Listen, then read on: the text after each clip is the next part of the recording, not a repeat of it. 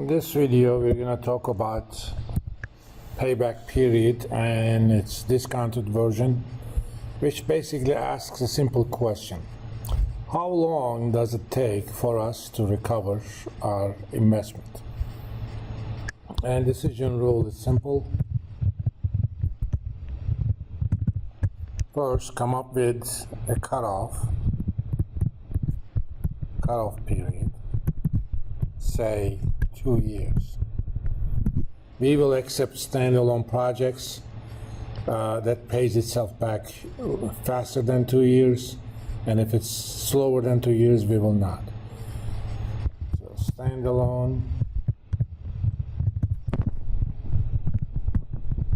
payback period is less than cutoff, except for mutually exclusive, let's say project A and B, payback A, payback B,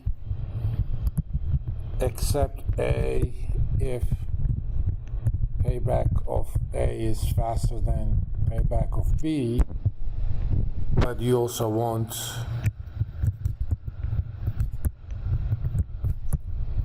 payback of A to be less than cutoff as well.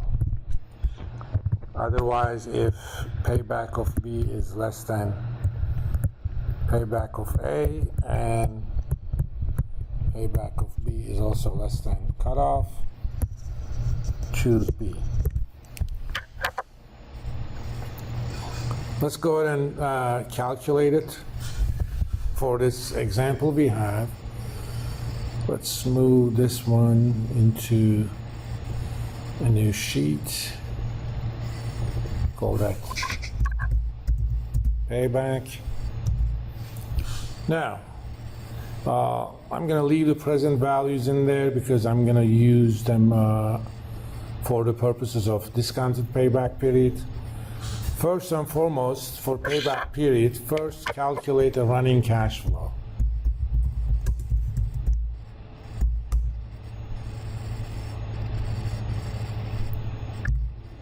Year 0, we start with the initial cost as a negative. Year 1, add to the initial running cash the year 1 cash flow.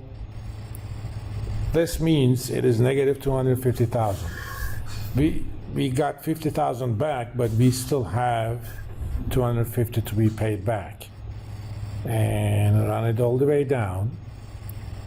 In order to calculate the payback period, let me make this smaller because I'm going to need the space. First, identify the year in which running cash flow is positive. It's right here. Let's make that yellow. At the end of year 4, I'm going to be in positive. That means I will be paid sometime during the 4th year. So the payback period is going to be greater than 3, but less than 4. We're going to do a simple calculation here.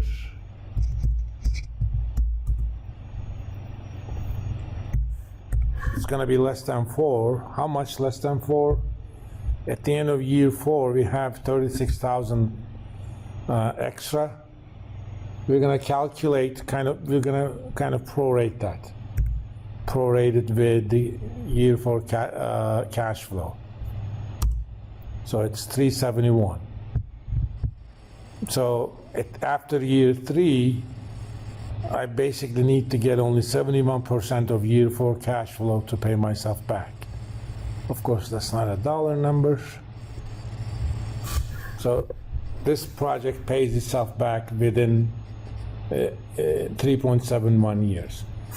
If your firm decides that payback needs to happen 3 years or faster, you will not accept this project. If they're fine with 4 years, you would accept the project. There are certain issues with payback period. One, it obviously does not take time value of the money into account. 2, there is no risk adjustment whatsoever. And 3, you do not get an idea about how much value you add to the firm. To address the first 2 issues, at least partially, we're going to use something called discounted payback.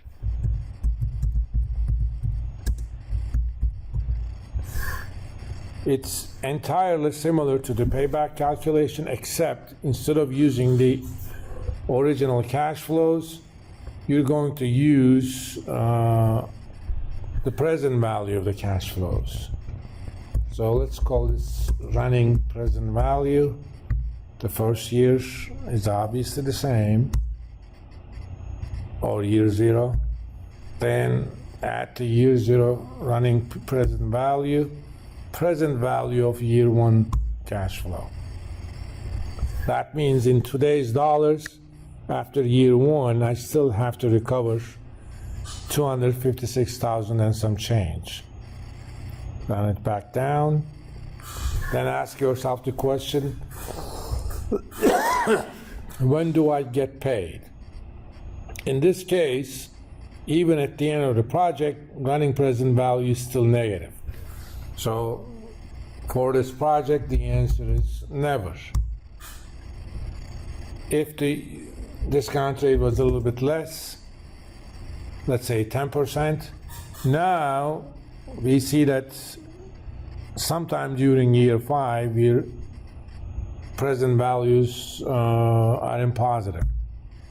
So I'm going to make it 5 minus, prorate that difference to year 5 present values.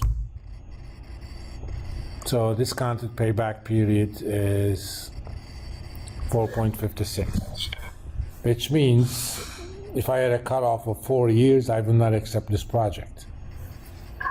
Also note that discounted payback period is always greater than the payback period itself.